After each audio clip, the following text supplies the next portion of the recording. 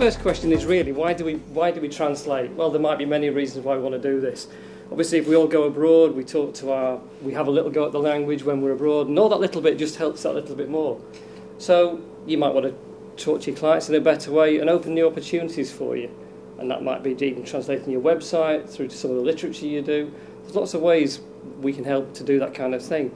And also, some of the things that we do, or that you guys do, may have a legal requirement that you've got to do it.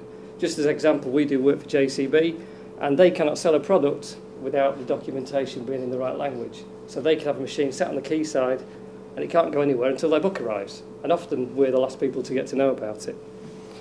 So, in an essence, I guess, how hard can it be? The translation side, and what could possibly go wrong? Well, quite a few things have gone wrong for large corporates, smaller customers.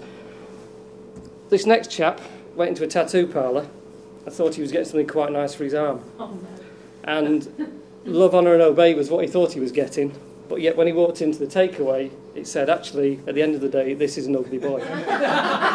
So it did cost him 600 quid, a bit of embarrassment, and also it didn't do any good for the company.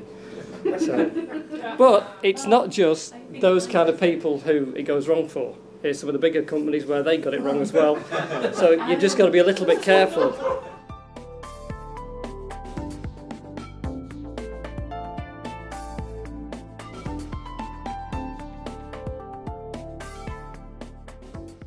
Just the little nuances of the language. You've got two words there, papa and papa, which mean exactly the same thing to us, but obviously in the language it means something completely different.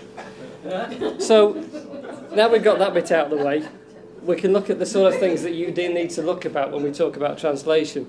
And there's quite a lot that goes into it. I had a guy that phoned me this afternoon when I was on the way in the car. He said, "I want this doing into Spanish."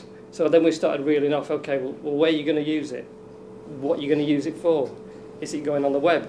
And there's all these things thinking in the back of his head thinking, I don't know. So you start having to help educate the customer as to what they want. There's certain things like the dialect that you use. We had one customer, again, going back to the Spanish, and we said, well, do you want Brazilian or do you want Portuguese? So there's lots of different nuances with the languages that the translators really know about that you and I wouldn't necessarily pick up. But we have to ask these questions to make sure you're talking in the right way. And also the subjects that we talk about. We have translators who work for us, but they are very specific to the subject that they're talking about. So you don't get your medical translator translating about your hydraulic pump, as an example. So you and I, the word seal can mean one of it. Is it the seal that flaps? Is it the seal that goes on your car? Do you seal an envelope? There's lots of different things that you can do that will help us. But again, this is what the translators are there to do. And also things about how many words. People don't think about how many words. The way translators work is always by the 1,000 words. Do you want it proofread? There's lots of things where a client will say, oh, we've got someone who can do all this for you, but then you've got to help them plan ahead. If you want it proofread yourself, is someone else going to do it? So it's lots of things that you can get help with. So once you've decided that we need the translation doing, who can help you? Well, you've got your mate. You must know someone who speaks German, or someone's friend's mum's brother's sister's German, so he can do it. Someone in your own company, perhaps. Or you can use online translators or the professional company, and we'll touch on a bit of these coming through now. If you think about talking to your mate, get him to translate it, or someone else will do it for you, someone who you know, well, it might cost you a pint. But there again, you might know the bloke down the kebab shop, and he might be able to help you do a bit of translation. But you've got to ask yourself, would that be the right thing to do? Would it be right? Would the language that the translation always be right? As far as people in your own company, this is things we've come across before, where companies say, we'll have some work translated, but we've got our own people. We'll do it. Don't worry about it. Problems there become, are they the right people to do the job? Will they be doing the job 6 months down the line? So the things you've got to think about are consistency. And when you're talking to your customers, you want the same message, the same terminology going out, so that it's not disjointed all the way through. And we can help by using tools for the certain tools that we can use, memory software again, which I'll touch on in a minute. And some people might see it as possibly as a cheaper option using your own people. But is it really the case? Are they going to do it when you want it to be done? Are they going to stick it to the bottom of their list? So little things like that have all got to add into the procedure you go through. Next one is possibly looking at things like babel fish. They're okay. Certain things will work. They're good for doing snippets of things, but they can be very literal translations. Some companies and clients will happily use them for maybe a basis and then get the job edited or taken on at a further level. I've had a bit of a play around with them about Babelfish. I'm actually trying to learn Spanish at the moment, and we had to talk about something we liked. So I said about my football team, and they really are rubbish at the minute.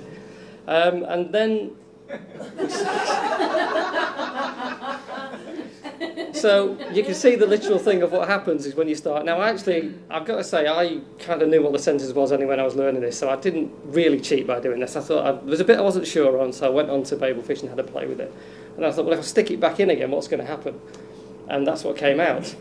When in fact, the actual true translation is, if you can see it at the back there, is "Me gusta mirar el fútbol, mi equipo es el Liverpool, pero actualmente can son basura," which is actually right. And I actually wrote that myself, and my teacher ticked it, so that was okay. But it just shows you the sort of things that can go on if you're not sure about it and if you don't check these things through. So we obviously promote that the natural way to go about any of your translation work is using a professional company who usually have a massive resource of translators who can help you. They're all very specialist in the areas that they do. And most importantly as well, they're all nationals as well. We have translators all over the world who work for us, from Israel down to Spain, over into France and Portugal. And you have to make sure that they are the natural speakers. We don't take anyone on who cannot translate in their own language. And they have to be very specialist. And they can also add extra bits to your language as you're translating as well. They can turn it around and say, well, actually, in this country, we wouldn't say this. A lot of us have a habit of reading something and then literally translating it. Translators, they won't change the context completely, but they will put the spin on it and they will advise you as to what you need to do and what you need to write down to make it work for you. And they can offer the complete service. We use a lot of technology behind this and database information. Now, what this means is it doesn't automatically translate for you, but it does memorise what we do. So over time, you can use your translation over and over again.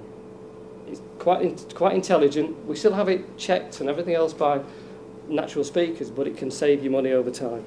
So in summary, by sort of helping with using the professional service, we're here to take the pain away for all these things.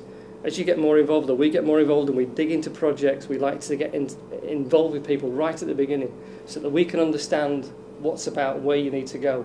And without helping you on certain points of the way, it becomes very difficult and very disjointed. So we think that's where the value added comes, is actually speaking to people and helping you through the process. So I'll leave you with some other bits that have kind of gone wrong again, which are things that the literal translation, when they translate it again, hasn't worked either. But it's probably worth going to Bangkok.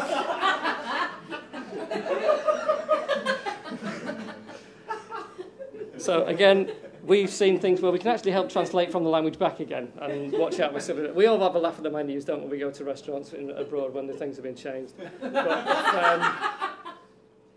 if you want to go to Rome, that's fine. And I think the best one is you don't go to Norway if you're pregnant. So hopefully that's given you an idea a bit more about translation and a bit of a giggle. So if anyone wants to ask any questions, please do, or please visit our website. But we're more than happy to talk to anyone. Thank you for your time.